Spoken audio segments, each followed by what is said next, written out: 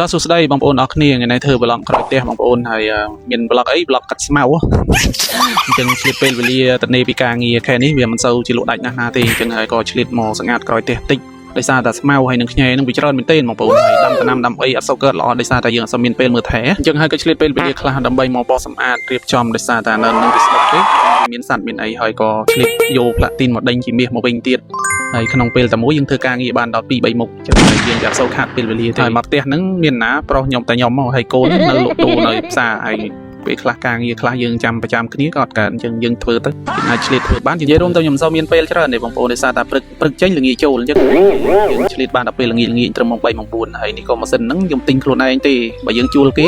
មកកាប់ឲ្យវាអស់ច្រើនអញ្ចឹងយើងទិញទុកហើយពេលណាយើងស្មៅដុសច្រើនយើងកាត់វាទៅហើយនៅក្រោយនេះហើយខ្ញុំពងតែគម្រោងថាដាំដំណាំដាំអីឲ្យពេញទៅខ្ញុំសូវមានស្មៅច្រើនហើយអាក្រោយនេះខ្ញុំមានផ្លូវដែរក្រោយនេះប្រវែងវាវែងដែរបងប្អូនបណ្ដោយដូចជាចូល70ម៉ែត្រជាង80ម៉ែត្រណាហើយខ្ញុំទិញតទៅក្រោយបាន5ម៉ែត្រជាផ្លូវ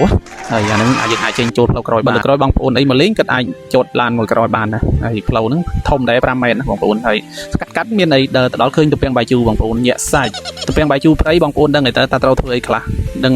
នេះធ្លាប់ដឹងហើយនេះ